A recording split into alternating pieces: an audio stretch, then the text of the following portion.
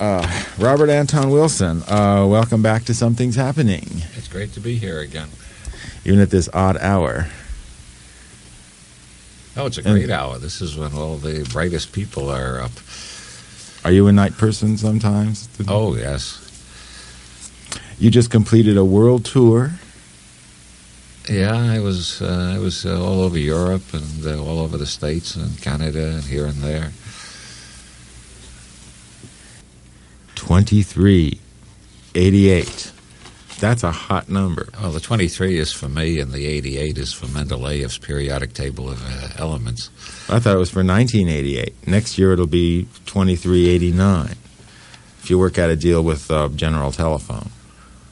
I didn't know you had to deal with them to decide what year it was going to be. No, he just... No, it's 88 because of the periodic table of elements in chemistry that Mendeleev originally had 88 elements on it, which corresponds to the 88 keys on the piano and makes a nice scientific musical synchronicity or isomorphism or something like that. But there are, 103 or 112 elements now with all I think they're up to around 118, but there are 92 naturally occurring elements, of which Mendeleev figured out 88.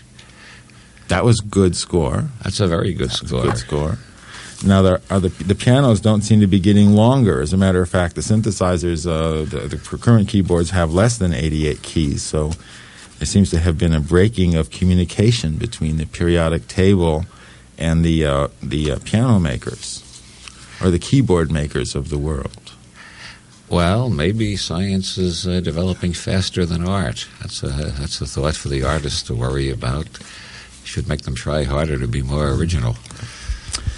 Robert Anton Wilson is mainly known as an author, and his probably famousest book series trilogy is the Illuminatus trilogy.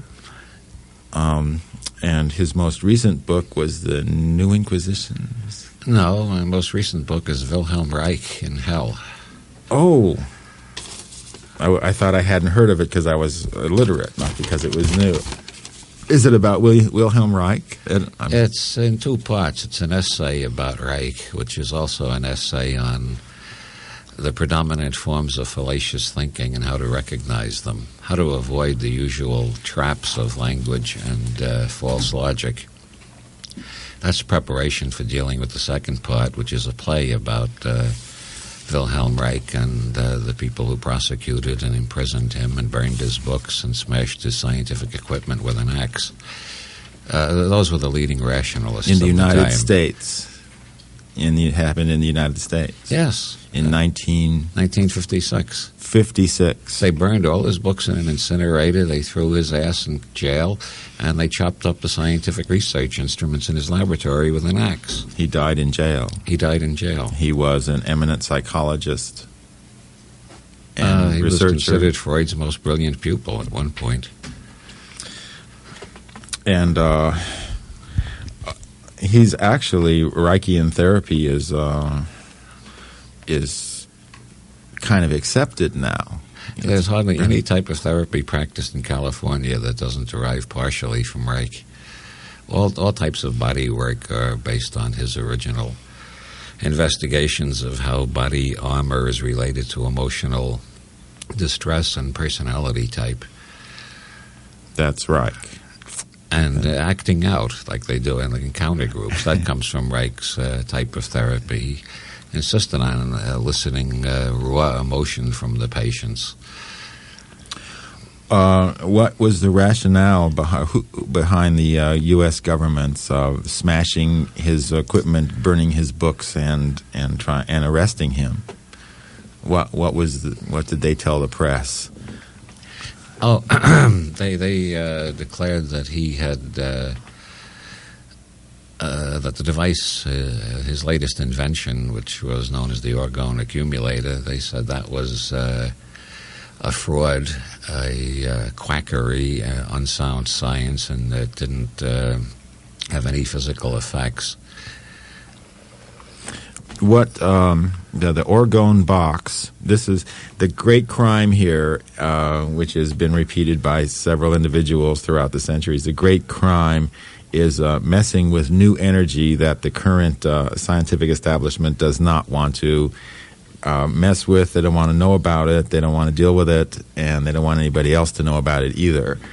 So the orgone accumulator, or the orgone box, was a way, I understand, it was like a telephone booth looking affair, and you sat in there and built up an energy field. That was the theory. There were several different designs of orgone devices. There's also an orgone blanket you can wrap around you, and there's an orgone shooter. And this research still goes on. There's a small minority of heretic physicians and a couple of physicists who put out a journal of organomic research 4 times a year. The government has stopped interfering with them, but they're still not respectable. But are they? I mean, if they're successful in their researches, they could give a damn if anybody thinks that they're respectable or not. They could be disrespectable all the way to the leadership in the New World. Well, this group all have MDs, except for a few PhDs they light in. But they're all highly qualified people, but they just happen to hallucinate that Reich's devices work. We know they're hallucinating because all the scientists who haven't tested Reich's device say they can't work. Are we talking about the Cyclops by any chance? The one-eyed... the one-eyed monster? Well, you see, there are 2 types of scientists in relation to Reich. There are those who've tried his instruments and say they work, and they're all nuts by definition because he was nuts. And then there are the ones who are too respectable to try something that absurd because they know in advance it won't work. Well, we just learned yesterday, Terence told of a scientist, and I don't even remember his name now, who had decided that the circumference of a circle is twice the diameter. And that was the scientific truth of the day, but nobody bothered to check it out. But that was the rule. So nothing's changed too much. But I'm glad that there's still Reichian things going on.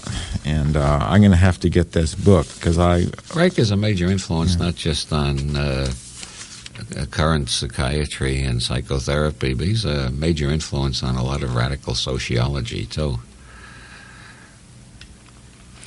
Wilhelm Reich, and this book is Wilhelm Reich in Hell.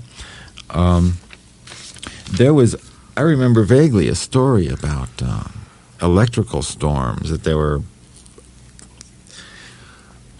they had the orgone accumulator set up at a lake, and where he did some of his work, and they had some kind of experimentation which resulted in electrical storms. That's all I recall from it. I read it many years ago. I don't recall that report, but when Reich was sentenced to prison, and by the way, the government never proved their case against him in court. He lost by default. He refused to admit the right of the government to pass judgment on scientific theories. He said no government, no parliament, no president, no Congress, no scientific body can determine what shall be the truth of tomorrow. And he refused to acknowledge that they could decide that question. He said it could only be decided by future research, and they were abrogating to themselves authority which no human beings can intrinsically possess. So, of course, that's contempt of court. He's implying the judge is not infallible. And so that's what they got him for, was contempt of court. He wouldn't put up a defense. He wouldn't admit their right to prosecute him. So he was jugged for contempt of court, or libertarian principles, whichever way you want to look at it. And he said before he was going to jail that he was going to create a rainstorm with his orgone cloudbuster. And the funny coincidence is a rainstorm happened. Well, we know that's only a coincidence because the people who haven't tried his instruments tell us it was a coincidence. And they also said that they don't work. That's right. So we can't remember, we can't forget the important part there. I just saw like a major television news segment yesterday on the New Age, and saying that they put everything in a pile. There's crystals and ESP and channeling and law tarot and all the stuff that's listed under the New Age. And they said you may not believe it, but 10% now of the population of the United States has said that their thinking has changed, and it is like a New Age, that they are part of a New Age. And then they had the spokesman of Psychop, I can't remember his name now, with the white beard, Randy. Amazing Randy was on Randy. The Amazing Randy, and he said, this is the same old, the New Age is the same old crap, the same old song that the quacks have been singing for decades. And there's nothing new and nothing's changed. It's the same old rackets. Yeah, well, Timothy Leary says the two major forms of signals exchanged by domesticated primates are, I'm still here, are you still there? And the second is, hive business as usual, nothing has changed. And if you analyze not just Randy, but most people's conversation, those are the two major signals they're putting out most of the time. I'm still here, are you still there? And the hive is operating business as usual, nothing has changed.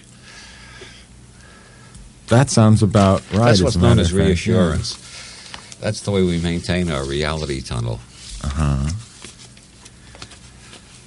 So how did that... So that is business as usual with the Amazing Randy as well as the New Age. Well, as a matter of fact, there are more scientists alive today than in all of past history. Knowledge used to double at a rate like in the Stone Age every 3,000 or 4,000 years. And then after the birth of Christ, it doubled in only 1,500 years. Then it doubled in 250 years. And in the 70s, it was doubling every 3 years, and now it's doubling even faster. And so everything has changed except Randy's head. That's why you should come to my lecture, The Head Revolution, How to Use Your Brain for Fun and Profit. Okay, that's a Friday, the 26th, your first of 3 talks. Hedonic Engineering and Development. I imagine you're going to be talking about the new machines, the biofeedback. Neuropeptide machines. I just read a very interesting essay by Charles Muses, the mathematician, on quantum mechanics and biology, in which he argues the neuropeptides are the whole key to evolution. The neuropeptides are produced by the hypothalamus in the old back part of the brain, and they react to what's going on in the front brain, your thoughts and ideas and so on. And they also have an effect on all the systems of the body, including the immune system. And that's why, in spite of the incredible Randy, people all over the world, in the third world, are periodically killed by shamans getting angry and pointing death bones at them.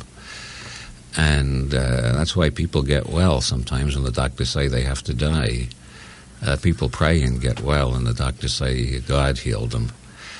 Perhaps so. God is acting through neuropeptides. It's the neuropeptides that can cause the immunological system to accelerate its development and protect you against diseases that would kill anybody else. And the neuropeptide system seems to be connected with the way the brain reads the RNA signals from the DNA, which means that the neuropeptides are connected with the unfolding of evolution. Accelerating neuropeptide development may be accelerating our evolution literally, not metaphorically. In which case the world will change even faster, and Randy will still be saying, I don't see any change. Hive business as usual, buzz, buzz, buzz. Okay. That's what hedonic engineering is about, how to live and be in light of these new discoveries of how we work. Is that what the evening... Mm-hmm. We got these marvelous brains that outperform any computer in the world, but we didn't get an instruction manual with them. So most people are using their brains in a totally abominable way. Yes. It's like yes, that's absolutely right. It's like people going at a computer with a hammer, try to figure out how to make it run. Every man his own Katya Kamasarik. So the hypothalamus and the peptides are kind of the link between our knowledge and control and to the ageless rhythm of evolution and life. Something like that. Yes, neuropeptides are little buggers that don't know whether they're neurotransmitters or hormones, and they're non-Aristotelians. And so they run around the brain acting like neurotransmitters, which gives you a burst of creativity and new ideas, and also calms down the brain waves to the alpha state, where you get over a lot of your tensions and anxieties and can float with existence, be here now, as they say. But they also, besides doing all that jolly work in the brain, the neuropeptides run around the body acting as hormones and rejuvenating immunological and endocrine systems, and generally making you feel high and frequently curing disease. I think psychops ought to go after those little polypeptides and tell them to straighten out their acting, get organized, and stop doing working in the different departments rather than staying where they belong. Well, I haven't given away the whole horrible truth yet. I mean, people really have fun using their brains properly. If that ever gets out, they'll probably try to take our brains away from us. How many people use their brains properly? Give a vague percentage. Are we all? I don't know. I'd say about 2% of the population.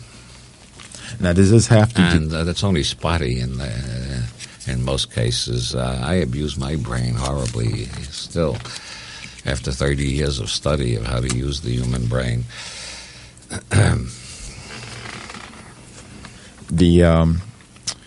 How have you changed the way that you act in relation to your mind since the discovery of the polypeptides? Well, I've been involved in brain change games for a long time. I started out with general semantics, which is a set of tricks for using language in a way that forces you to be more in touch with experience. Korzybski, I owe him a great debt, The Science and Sanity. One of the great books of our time, I think. And I have gone on through various techniques, and then I discovered that there were ways of accelerating neuropeptide production in the brain, and that these were being experimentally used in various clinics. And then I found that you could buy these machines. And so I started making myself a collection of neuropeptide machines and testing them. You have a machine collection. How many instruments? Describe some of the instruments. Well, I've got the Pulse Star, which attaches 4 electrodes to the front and back of the head and creates pulsations between them, which change the frequency of the brain waves, and you can move down from the usual beta state of civilized humanity, trying to keep the hive operating properly and get reassurance that we're all still here, down to the alpha state, where you are more in touch with your right hemisphere and more in touch with your intuitive side and more relaxed about things, down to the theta state, where you're absolutely at one with the universe and totally serene, and down below that, even to the delta brainwave frequency, where you're dreaming and awake at the same time, and reality and imagination are indistinguishable. Hypnagogic, hypnopompic states. And which is the states that we pass through just before going to sleep and just upon arising. Yosutani Roshi said once, there's nothing hard about being enlightened. We do it every night in our sleep. Zen is just a trick for doing it while awake. Well, these machines are another trick for doing it while awake. I got the Endomax, which is named that because it maximizes endorphin production, but it comes with a set of different tapes, and you got another tape for mood elevation and one for sedation and one for increased energy, and a few training tapes for different alpha and theta frequencies.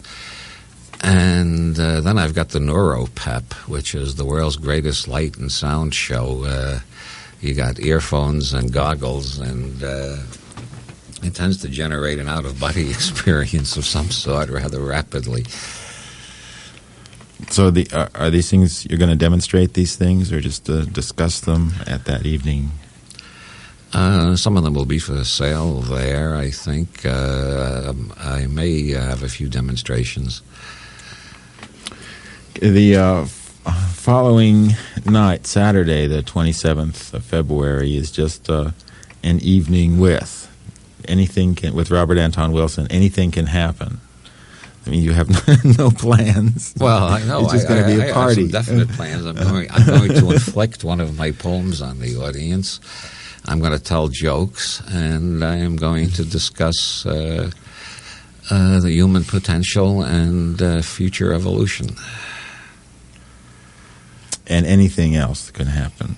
The Sunday talk, Aleister Crowley, or Sex and Drugs and Rock and Roll, an introduction to the world's first X-rated mystic. Now, I have to play the part of Randy when it comes to Aleister Crowley, because my conception of Crowley is that he's twisted, satanic, kind of the evil aspect of the occult. I've never read one of his books. I've never read one thing of his. And well, most people who've never read Crowley have that impression of him. His stuff doesn't work, right? Whatever it is. That's right, it doesn't work. No, most of the dread that Crowley inspired is because his stuff does work rather dramatically, sometimes tragically, by people who don't know how to handle it. Crowley was, I think, the first scientific magician. There's a long magical tradition in all parts of the world. Every culture has its shamans and magicians and sorcerers, and Crowley was the heir of a long underground European tradition of Hermetic magic, and he traveled around the world comparing magical systems and studied Buddhist meditation and Hindu practices and Sufism and every other form of comparative mysticism he could get into, and he kept careful scientific records of every exercise he was taught and how long he had to do it to get a result and what sort of results he got and which exercises worked best for him. And when he could get other people to keep such records, he correlated them all together. And he was trying to produce a scientific body of knowledge about mysticism. And he made a very good start. I'd say his work is equal in importance to that of William James, and perhaps more important. It's taken longer to understand Crowley than James, because he does go deeper. Well, his the feeling about Crowley. Well, he had a little rhyme. My name is Aleister Crowley because that I am holy. My enemies say Crowley and wish to treat me foully. Okay, well, until I read him, I'll call him Crowley the way he called himself. Is there a organized aspect to his opposition? The reason that everybody kind of assumes that Crowley is a twisted, satanic, fanatic type, evil type of person, is this a result of some august body? No, it was mostly Crowley's own fault. He had a very weird sense of humor, sometimes hilarious. He's one of the funniest writers in English. Sometimes rather cruel, and he could not resist playing jokes upon people who were trapped in the conventional British reality tunnel of his time. His time is the early 20th century. Crowley began his career as a magician in 1898, and he died in 1947, so his magical work is coterminous with the first half of this century. We're still getting the fallout from it in this decade. There are probably more Crowleyan magicians active now than at any time since his death, which is why the world is getting a little bit weird in certain places. Are these organized groups, or are these all fanatical individuals? Or there are a great many organized Crowleyan groups that waste most of their energy fighting with each other. There are quite a few independent Crowleyans who are just carrying on his work. Did Aleister Crowley and L. Ron Hubbard and a third august individual whose name slips my mind, did they have a secret mystical meeting at the site of the Jet Propulsion Laboratory and perform some magical rites at that site before the construction of the institution? No, not exactly. But Hubbard and the guy whose name you were trying to remember, Jack Parsons, was the founder of the Jet Propulsion Laboratory. He's got a crater on the moon named after him. Parsons and Hubbard were members of a magical order that Crowley was the head of. If somebody wanted to look into the work of Aleister Crowley, is there... I imagine his books are still available somewhere.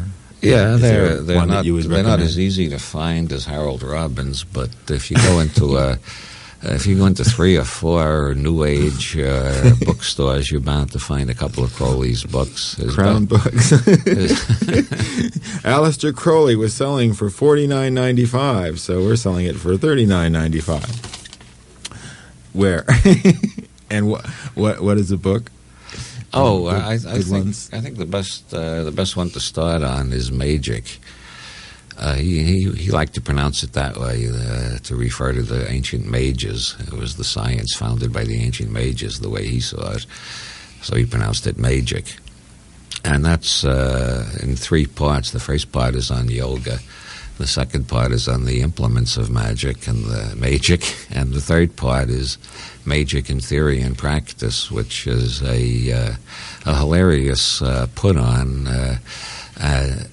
the surface, and underneath it is teaching a great many interesting principles. Do the books come in a plain brown wrapper? Well, if the censors understood what was inside, they would come in a plain brown wrapper. Crowley was heavily influenced by Hindu Tantra. Okay, well, those are the three talks. They had Revolution, Hedonic Engineering and Development on February 26th, Friday, and then Saturday the 27th, an evening with Robert Anton Wilson, and Sunday the 28th, Aleister Crowley, or Sex and Drugs and Rock and Roll, an introduction of the world's first X-rated mystic. Its presentations will be held at the Masonic Lodge in Santa Monica.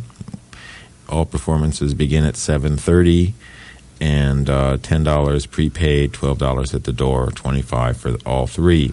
For information and reservations, which are important because they had a turnaway crowd last was it a year ago? About a year ago. The phone number, area code 213-390-2388. Ask for Laura or Peter. Area code 213-390-2388. That's February 26th, 27th, and 28th. Okay, well, I'm ready to turn you over to the listeners.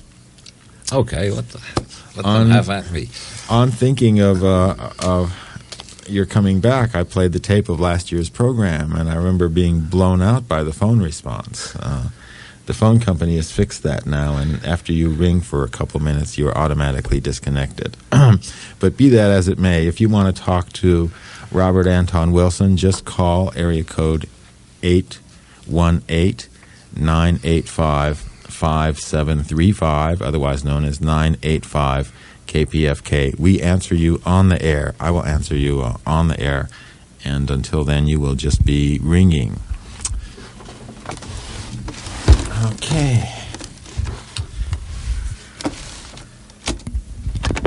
Hello. Hello. How are you this evening? Better and better. Okay, I'm just going to put on my glasses here so I can see the notes I took. I'm very interesting to hear your guest this evening.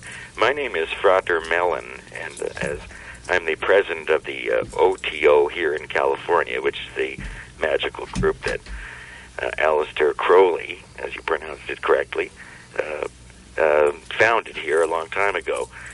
The Abramelin demons are going to pick apart your guest's minds because he's a phony and a fraud and a plagiarist. Okay, how's that for an opener? I think this guy called up the last time I was on this show. Oh, I've never spoken with this man before, but I've looked at some of his books. And I'm really quite amazed that anyone would want to read them at all in this day and age when we have such people as Hubbard. I mean, this man is maligning some of the greatest minds of our time. You know, and who does he think? You know, he's living in Ireland because he's wanted by the police. Did you know that? Mr. friend, Mr. Wilson? He's a felon. Any response? He's hung up. Well, it just goes to show what too much cocaine will do. Hello. What was the book, the reference that you had on the polypeptides or the neuro? Muses, Charles Muses, M-U-S-E-S. Well, that was an article by Muses I mentioned. The best book, general book on neuropeptide research is The Psychobiology of Mind-Body Healing by Eugene Lawrence Rossi. Oh, Rossi, is he the one who worked with, I'm trying to think of neurolinguistics. Yeah, he studied. Erickson? He studied with Milton Erickson, yes. And it's called The Psychobiology of Mind-Body Healing. As far as the significance of the neuropeptides and the machines you're using, is there any implications as far as mathematics or computer architecture? I don't see any direct applications to those fields. I think you could design computer programs that would have some of the effects of the neuropeptide machines that already exist. You could be doing a computer program and getting neuropeptide stimulation at the same time. That would be a fascinating area for research. Would the chemistry lend itself to designing materials of similar function? I think there's one computer program available already called Breakthrough, which attempts to stimulate creativity, but I think you could do it more specifically by including various pulsations in the package of the software. Okay. Thanks a lot. Good night. Hello. Hi. Well, okay. Let me just turn this radio down. Have you ever read the Crowley's book, The Diary of a Drug Fiend? Yes. Was that like a biography of himself, autobiography? Crowley appears in the novel, sort of. One of the characters... yeah, he's one of them. One of the characters is based on him. I would recommend that to people who would, like to find out what kind of writer he is. I think I've read that book 7 times, and it's the most fascinating book I've ever read. And if anybody claims that he's such an evil person, I would say, or a demonic person, to read that book, because, excuse me, I got just the opposite in the book, that he was using positive energy, God power energy, I guess you could call it. And what do you think about that? I'm just curious. Well, Crowley was a very complex individual. There's no doubt that he was able to contain powers that the ordinary person can't handle at all. And he sometimes used them magnificently and sometimes misused them, but I am not so perfect myself I can afford to sneer at his accomplishments. I don't think any of us are, but I'm just curious, are you real familiar with the book at all? Yes, I've read that novel once, and not as often as you have. You got to try reading it once or twice and then 3 times, because it's real interesting. Well, if we're going to exchange Crowleyana, I think his best book is The Book of Lies, but that's that's for advanced students. Yeah, that's a good book too. Okay, thank you. Okay, I was going to ask one more quick question. Go ahead. well, there's a lot of conspiracy theories going on lately, and you were really big on conspiracies that there was no real valid conspiracies that had lasted very long. You had this theory of that conspiracies just do not last at all. They start, they do their thing, and then they just die. And I was just wondering your feelings now with all this Iran-Contra thing going on and the Reagan administration, if you change your theory on conspiracies at all. I would only to the extent that my theories are even more baroque now. I used to see something like 24 competing conspiracies in every small town. The same number with larger membership fighting over the whole world. Well, but now it begins to look more like 224 separate and interlocking conspiracies, all of them dealing cocaine to one another. No, let's forget about that. I'm serious. Do you believe that there is possibly has been a conspiracy through this last 8 years or so that has continued? I think there are numerous conspiracies. I agree with you. I agree with you that conspiracies fizzle out real fast because, but it seems like there is something really going on behind the scenes of all the conspiracies are innately unstable because they're based on fouling the channels of communication, which means the people in the center get even more misinformation than the people they're trying to mislead. Uh-huh. Okay, thank you. Okay. Hello. Hello. I tuned in a little bit late, but I did overhear a little bit of mention of Jack Parsons, L. Ron Hubbard, and all that. Having been involved in Scientology for a number of years, very heavily, I'm interested. And I did a little reading on Crowley, and did after I kind of departed from Scientology movement, organizationally anyway. I went off and did some of my own research, and I found Crowley to be a very interesting writer, very descriptive. I haven't decided whether I think the guy was a madman or a brilliant. Well, he was brilliant, no doubt, but whether or not evil forces overtook him or he got on the verge of being overtaken by them, I don't know, and I haven't. Well, as my friend Malaclips the Younger, the omnibenevolent polyfather of virginity and gold, used to say, everybody understands Mickey Mouse. There are fewer who understand Hermann Hesse. Hardly anybody understands Einstein, and nobody understands Emperor Norton. Aleister Crowley didn't even understand himself. Yeah, that may be, but he certainly was descriptive. But I wanted to ask you what you knew about, or if you had experienced much or known anything about the Scientology experience and how you define that, or what you know about that. I'm not much of an authority on Scientology, except that I find the proselytizers on the street a real bring down, usually. They're real what? A real bring down. Oh, yeah. Very strong energy that is somehow... One moment. You're listening to KPFK Los Angeles, 90.7 FM. The program is Something's Happening. Our guest tonight, Robert Anton Wilson. Go ahead, caller. Okay.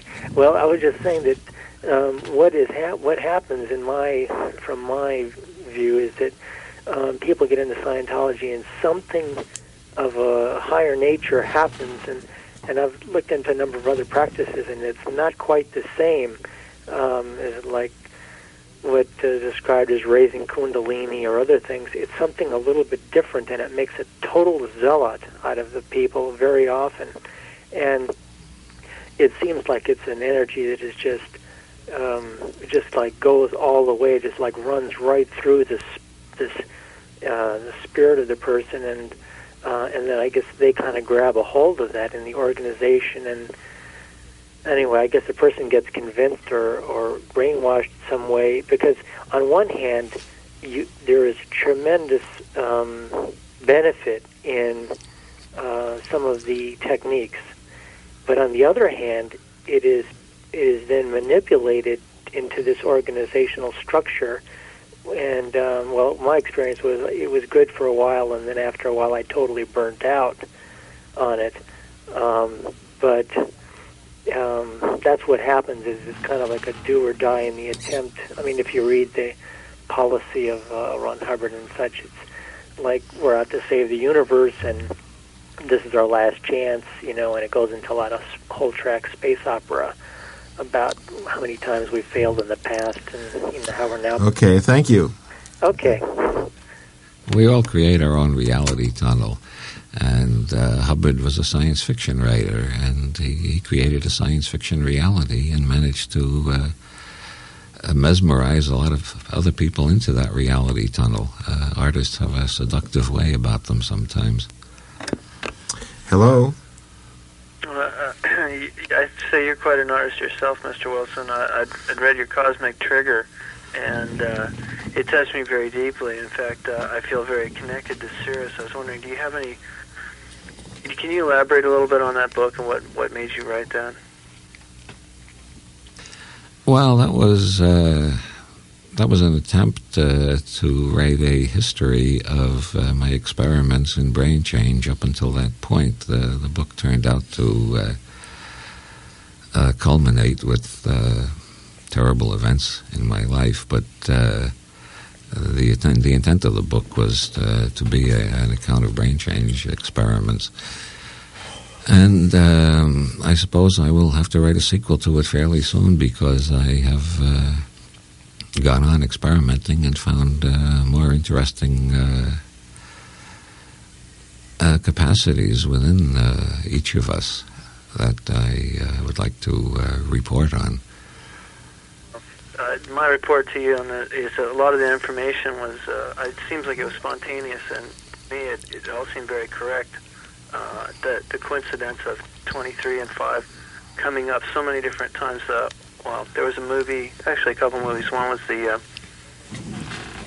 robot that comes alive. I forget what it was. Short Circuit, and his number was 5, and he kept saying, 5 alive, 5 alive. And I guess the Philadelphia experiment, the real number of the ship, well, I've never seen it printed before anywhere, but when they showed it flashing through the vortex of time and space, the number was 23, and I mean, I just, well, chalk it up to coincidence or whatever you want to call it, but anyways, for what it's worth, I thought that was a very good book, and it's kind of hard to get modern-day information on Cirrus, but if you look backwards in time, there's, well, as far as our ancient written history, there's plenty of information on it. My own research is about extraterrestrials, and their contact with this planet leads me to believe that either somebody looked into the old books and has rewritten a full-blown hoax with some of these contact cases, or they're absolutely the same, and we've been contacted forever, as far as our history goes. As sapient beings, I should say. Okay, thank you. Hello? Hello. First of all, I want to say I don't understand the attraction of callers like the first guy, his hostility to Robert Anton Wilson. It's just... No, you have to. This has to do with the program, not our guest, because the first call has been the bummer on the program for the last, and I forgot to press... you mean that person? The first call. There's always... yeah, the first call is a bummer, and I forgot to press line B instead of line A tonight. Oh, I see. But the first call is a bummer. Okay. Well, He only bummed himself out. Well, yeah, but... He didn't bum you out, did he? No. He didn't bum me out, so he just bummed himself out. No, because, it just seems like Mr. Wilson is just, just a very clear-eyed observer of a lot of various and sundry strange things in the world, and, people who are, sort of religiously attached to one or another of these things get bent out of shape about it. Okay, well, I don't want to give any energy to that anyway. But anyway, what I was wondering is if Mr. Wilson has read Linda Goodman's Star Signs, her latest book, and she gets into reversing the spiral of the DNA with your, mentally through meditation and stuff, and reversing the aging process. If he's heard of that and has any comment on it? No, I haven't read it, but it's obvious that I'm going to have to read it now. Yeah, because I know you're interested in life extension and that area. Okay. Anyway, thank you. I'm interested in life enhancement, yes. including extension. I'm interested, if one person is interested in avant-garde remedies for cancer, what you would suggest? You've started talking earlier about some interesting work with polypeptides. Oh, that's... Where does one find the cutting edge? That's a hard one. I really, yeah. I really don't feel competent to answer that. Okay, look, thanks for your time. I really enjoy hearing you. Hello? Hi, Roy. I'd like to ask Mr. Wilson, I've asked this question to a number of, or one or two at least, very prominent neuroanatomists, and I asked the question of a certain Dr. Lilly, who ignored it completely and laughed, as a matter of fact, which I suppose your guest will too, but at any rate, why is it that such vast sums of money and so on are spent in the production and distribution and sale of neurotoxins, as opposed to anything that was going to enhance the neurosystem?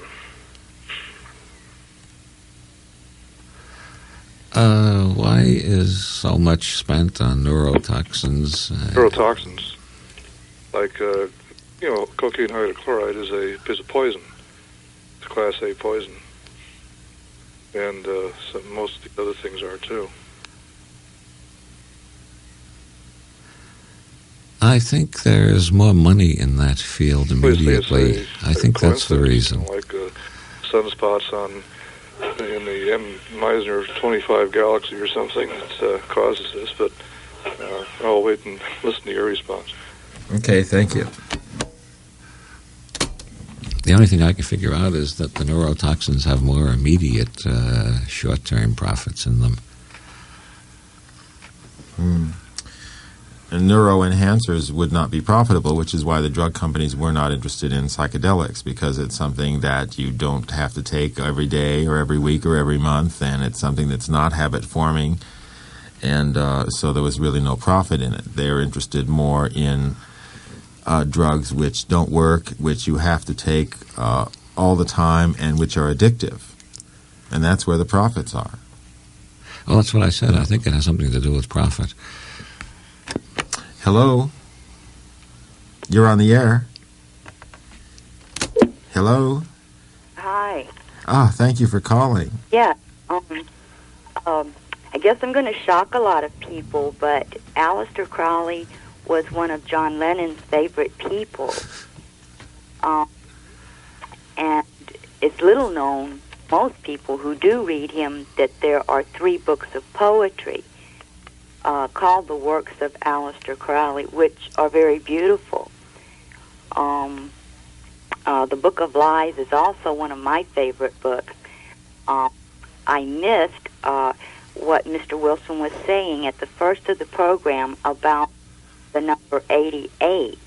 I know there's a significance here. We're in year 88, and it kind of ties in with what Terrence said last night in election time. I know that. I wonder, could you say something further on that?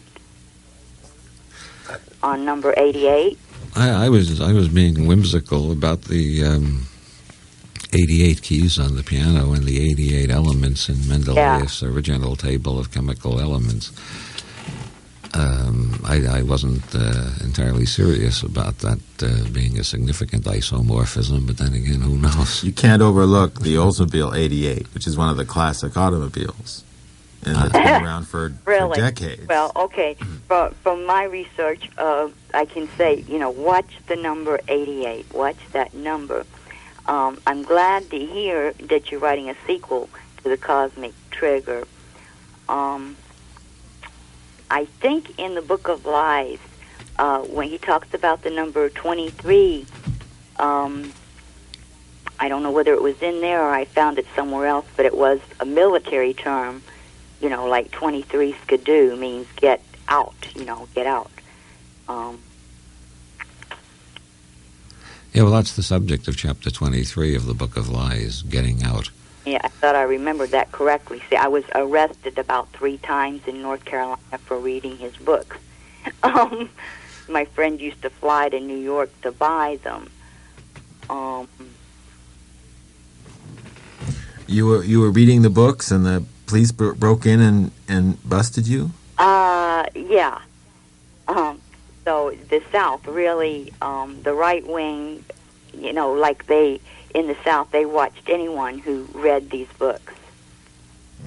I want to, take time on that further, but it impresses me at this time, that they were so disinterested, that there is something to Aleister Crowley that I think that he has been overlooked for a long time. There's a lot of fear of him. There were animal mutilations. That's the only thing I've found. On a negative side. But I did want to tell people there are 3 books of poetry, and it's just incredible. They're incredible works. Okay, thank you very much. You're welcome. Hello? Yes. I find it very interesting that the artwork in the Cosmic Trigger. Robert, do you know which... The Cosmic Trigger, was there 2 different books on it, or was there just a paperback on it? It's been published 3 times in 3 different Okay, because I got editions. the yellow copy with the red figure of a lady, and that's the latest and, printing. Black dot in the middle. That's the latest printing. Okay, because and it's another thing. Funny, I went to B. Dalton, and it was off the wall. It was in the astrology area, and it was the only one book that was there of you that I could find. And usually I can't find nothing of you in those kind of bookstores. And this one book was sitting there of you, and then the Cosmic Trigger, and I'm going through part of it, the first part of it, and I find it interesting about the 23 thing. But can't you just imagine 75, 25, and if you imagine hard enough, you'll probably see it. You'll see whatever you imagine enough. If you think about it enough, you'll come across it. You make your own reality. Okay, thank you. Who is the master who makes the grass green? Now, you were the one, you were writing about 23, the number 23, and you started getting a great deal of mail from people extolling this thought and talking about their madcap adventures with the number 23. I just got another letter of 23s today. People are still sending me synchronicities involving 23. So you've been experimenting with you changed it to quarters, didn't you? 25 yes, in Prometheus cents. Rising, I recommended that readers should try the exercise of looking for quarters every time they take a walk and see how many quarters they find that way. And then they should experiment with believing they found the quarters because they redirected their attention in a new way. And then they should experiment with the hypothesis that they forced the quarters to manifest in this universe. And then they should wait 6 months before making up their minds between those 2 theories while carrying on further experiments. So far, the only people who've written to me about that say they've been finding a lot of quarters and they're thoroughly confused. But tell them to change to $100 bills. Hello? Yes, I'd like to know if Mr. Wilson could give some enlightening commentary on the book of the Subgenius Foundation, if you're familiar with it at all. Oh, yes, I'm a pope of the Subgenius Church, as a matter of fact. Wonderful. I was appointed by Ivan Stang, who was appointed by Bob himself. That's pretty close to the top of the pyramid there. Right up. Bob, the book of the Subgenius is the sacred writings of and about J.R. Bob Dobbs, the Saint of Sales. Yes, I'm familiar with the Industrial Strength Church myself. Yeah, Bob was in an elevator with L. Ron Hubbard in Palm Springs about 30 years ago, and the elevator got stuck between floors. And after they got bored reciting limericks to one another, Hubbard taught Bob the secret of power, and Bob went on from being a simple aluminum siding salesman at that point to becoming the head of one of the richest churches in the world. And it just proves anybody can do it if you know the secret of power. Thank you very much. Hello. Hello. You're Hello. on the air. I just wanted to ask Mr. Wilson what type of response he's received to ideas outside the United States. Well, you're asking about my favorite subject, which is me. And it's a funny thing, it's my favorite subject, but I'm always embarrassed when I'm asked directly about it. I'm very large in Germany, as Sinatra would say. My books remain in print continually, and there are 2 editions of them, a deluxe edition and a cheap paperback edition. In England, I do not do so well. My books get printed there and go out of print rapidly, and there's a growing tendency not to print them there at all. And in the Scandinavian countries, I'm doing quite well. In France, they've ignored me forever, and suddenly they bought one of my books, so I'm finally being translated into French. There's one of my books is coming out in Japanese. Gradually, I am surrounding New York, and they will have to recognize that I exist.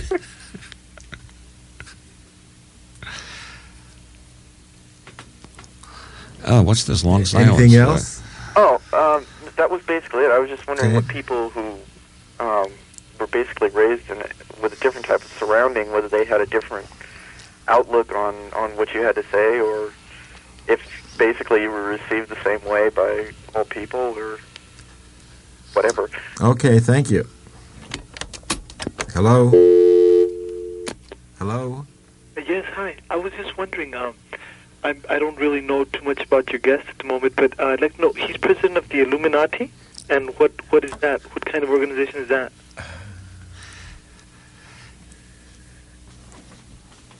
I didn't say I was president of the Illuminati. Roy said it, so let him explain it. The Illuminati, in some views of the world, is the controlling group that controls everything. Whatever happens, it's the fault of the Illuminati. From the onset of a communist conspiracy, the assassination of, you name it, whatever war, whatever money thing that happens, it's all sui generis, the fault of the Illuminati. Robert Anton Wilson has written 3 books called the Illuminatus Trilogy, and he deals in a way with the Illuminati, and so I humorously refer to him as president of the Illuminati. Oh. Okay, and the Illuminati seal, if you look on the back of the $1 bill, it's the pyramid with an eye on it. That's the sign of the Illuminati, and actually, as a matter of fact, there are people who think I'm the head of the Illuminati, or at least an important member. Lyndon LaRouche is one of them. Uh-oh. Well, yeah, he's president. Of course, there are people who still believe the Earth is flat. Okay, thank you very much. Hello? Hi, am I on the air? You are on the air. Yes. Well, first, I've got a little stage right here, so pardon me if I start a little, but I just want to say that I really like your show, Roy, and in all of my 26 years as a couch potato, you are the first person to ever get me really interested in listening to the radio. And I know I've never read Mr. Wilson's work, but I'm very familiar with his stuff, and I just want to say that I think he is a scream. I think the stuff that he says is right on, and I really love it, and I would be absolutely honored if I could tell him a joke that I think he might appreciate. Would you go for that? Yes. Okay, stop me if you've heard it before, but Peter the Apostle, okay, he's at the crucifixion. Tell me if this gets too tasteless. It's not dirty, but Peter the Apostle's at the crucifixion, and he's absolutely, he's just in tears. He's beside himself. I mean, here's his leader, and he's gone. He's leaving the earth, and he's just mortified, and he's laying there, writhing on the ground, just beating his breast in sorrow. And there's crowds and throngs of people at the hill, and just mourners and soldiers and everything. And Peter is just, he doesn't know what to do, and all of a sudden he hears the voice. He hears a voice from the top of the hill, this long, pitiful, yet noble moan, saying, "Peter, Peter!" And he realizes, he looks up and he jumps up, "My God, this is my Lord, I am not worthy of it. He's calling me to his side. Now is time of need. Oh, anything to get to him." So he starts fighting the crowd his way up the hill, and he's fighting, and they're, elbowing him and knocking him down, and, they just don't want him to get up there. They're doing anything, and he's just, he's beside himself to get up there, and he breaks through the first throng of the crowd, and he says, "I can't do it. I'm not worthy. I'm too weak, Lord. I'm not worthy." And he hears the moan again, "Peter, Peter," the pathetic repetition. It's just, he needs him. And Peter says, "That's it. I'm going to do it." And the next group is the Roman soldiers, and man, they're just merciless. They start breaking arms and, doing his ribs and everything, and he's in bad shape by the time he's getting up there. He's down on the ground. He's bleeding. He doesn't know if he's going to make it. And he says, "This is it, Lord. I'm sorry. I failed you. And the moan again, one more moan, "Peter, Peter!" And he says, "I got to do it." And he's wriggling his way up the hill, and the Romans are kicking him, and he's just, barely up there, and, through the bloodied eyes and the broken lips, he says, "My Lord, I am unworthy, yet this I would do to be at your side. Anything, name it, and I will do it." And Jesus says, "Peter, I can see your house from here." Thank you. Hello. Oh, hello. Thank you for calling. Oh, you're welcome. I have to make this fast. These have been fast phone calls. I wanted to. Before I get to what I really want to talk about, I wanted to just mention. I was reading a book by Sybil Leek, who was a witch who had met and known Crowley. It appears that he was sort of almost a friend of the family or something like that. And what was that? I don't know. Are you still there? I've been having weird things going on with my phone since I started calling into the show. That's one of them. All of a sudden, like when it was ringing, those tones would happen. Maybe it's the CIA. Anyway, can you hear me? Yes. Okay. Then I may as well keep going. Anyway, and he had interesting things to say about him. I mean, it wasn't very lengthy, but what it appeared to be was that he knew a tremendous amount, and sometimes he just got too into power or greed or, went a little over the edge. In other words, he was a person like anybody else and had some of the problems that most people have. Roy, should I call back? Do you have an extension phone? Yeah, there's an extension here, but... Well, it sounds like somebody picks up the extension and is waiting and is trying to call. Hour. And then they hang up. Not at this hour. No. It's something else going on. I live in a general telephone area. Maybe that's it. That's the general problem, I imagine. I thought this kind of thing hadn't happened for a long time, but do you want me to hang up and call back, or? I may not be able to get your call, Yeah, well, at any rate, it's okay right now, so why don't I... Just continue. Yeah, so if anybody's curious, they might want to read some of the work of Sybil Leek and see what she had to say about Crowley from her personal... Oh, my God. Her personal knowledge of him. I wanted to ask Mr. Wilson about if he could recommend to me about the plot to kill the Pope and the possible murder of John Paul I, and I was under the impression you knew a lot about that, and you could point me in the direction of some books, because I thought it'd be like fun stuff to read. Well, it's fun stuff to read if you've got a grim enough sense of gallows humor. There's In God's Name by David Yallop, which has a lot of unsubstantiated stuff in it from people he can't identify because he says their lives would be in danger. So you can't believe everything in Yallop without a question. But good reading on the subject that is well documented is in Banks We Trust by Penny Lennox, and the Calvi Affair. And I'm sorry, I forget the name of the author of that one, and The Vatican Connection by Richard Hammer. Could you speak up a little? The Vatican Connection by Richard Hammer. By Richard Hammer? Hammer. Richard Hammer. Hammer, okay. Vatican Affair. Or you can just wait, and coming up in a few weeks, Radio Free America is doing a 5-part series on Who Shot the Pope. Yeah, but I didn't just want to hear about John Paul II. I wanted to know about the bit with John Paul I, and the Roberto Calvi was the banker who got hung over a bridge. Oh, isn't that who Calvi was? Calvi was the head of the Banco Ambrosiano. He was found hanging from a bridge in London on 18 June 1982. Because I also wanted the stuff that got into P2, and coincidentally, I'm curious about them. Coincidentally, his secretary fell out of a window of the bank in Milan the same day. Interesting. Roy, can I ask one more thing? Certainly. I read an article, at least a year ago, in the Covert Action Information Bulletin about an organization called the Order of the Knights of Malta. And some of the members are William F. Buckley, William Casey before he died, Alexander Haig, all kinds of high-powered American types. And lots of Nazis, including lots of Nazis. The highest. They connected with P2. Including Richard Galen, head of intelligence under Hitler and head of Eastern operations for the CIA thereafter. Galen is not only a member, but Galen received a medal or an award that's only been given by the lodge 3 or 4 times in the last 2,000 years, and so Galen is one of the most highly decorated people in the last 2,000 years. No wonder they're interfering with the telephones. It seems to happen at regular intervals. Something screwy is going on over here.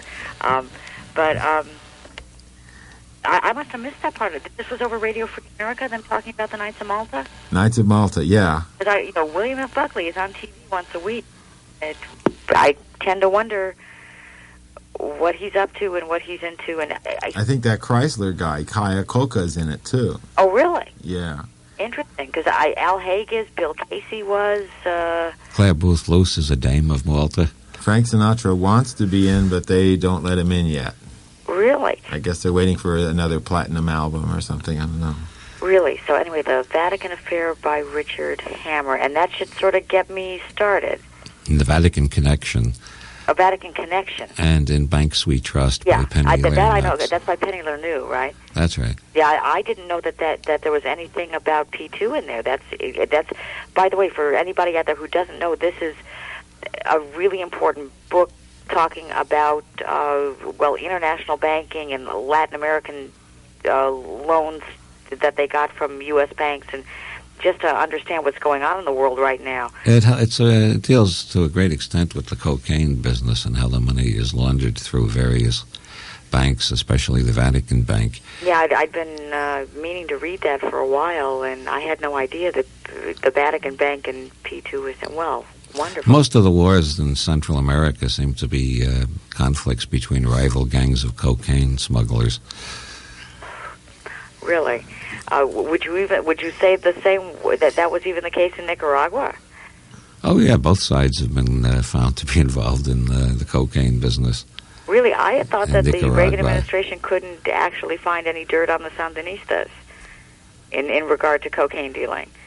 I know they tried to frame them and tried to frame Senator John Kerry and Tomas Borge, but they've got some real dirt, huh? I believe so. Because I wonder why it's not in the paper then. Well, anyway, I would figure that Roy wants to move on to the next person. Thank you for the information, and I'll start with this, and maybe later on, if you have any time, you'd want to get a little more into talking about the connections between these Americans and these Italians and the Nazis and what the hell is going on here. Okay, well, just stay tuned to Radio Free America. I guess I'll hear it all there, huh? Yeah. Okay, well, thanks, guys. Bye. I had an amazing coincidence with the Knights of Malta, as a matter of fact, because I've lived my entire life without ever having heard of the Knights of Malta. And so there's a radio program I get from up north, Radio Free America, and they had a program on the Knights of Malta. I grabbed the cassette and I listened to it to see what is the Knights of Malta, and I was pretty amazed at this rather important organization.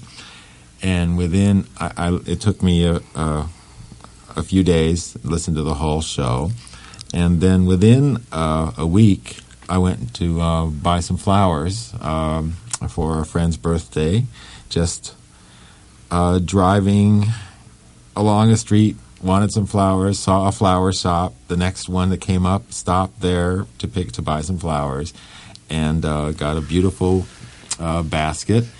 And it was real inexpensive. And the flower seller said, "Do you know why I can sell these beautiful flowers so cheaply?" And I said, "Why?" He said, and he pointed to his baseball cap, and he had a Maltese cross on it. He said, "Because I am a Knight of Malta."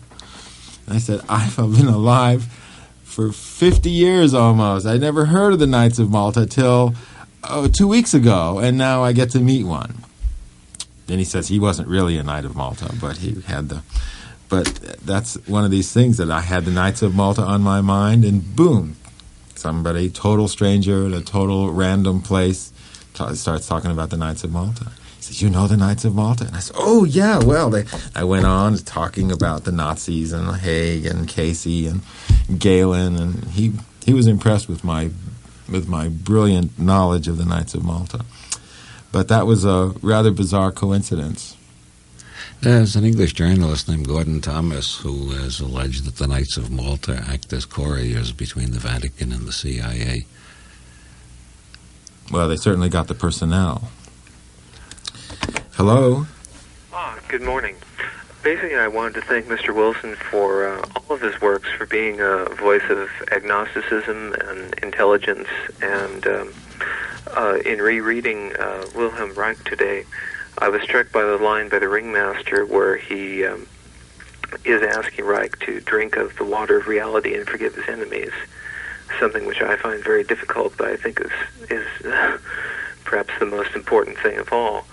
I wanted to ask you if you would enlarge for a moment upon the last words of Crowley, and if you can make a light bulb joke out of them. And I'll hang up. Thank you. That's a great challenge. The 7 last words of Crowley? Crowley tried to speak and couldn't. And he tried again and couldn't. And then he said, "I am perplexed." And how to turn that into a light bulb joke is rather beyond my powers at this hour of the night. The best I can offer is how many Crowleyan magicians does it take to screw in a light bulb? And the answer is it can't be done.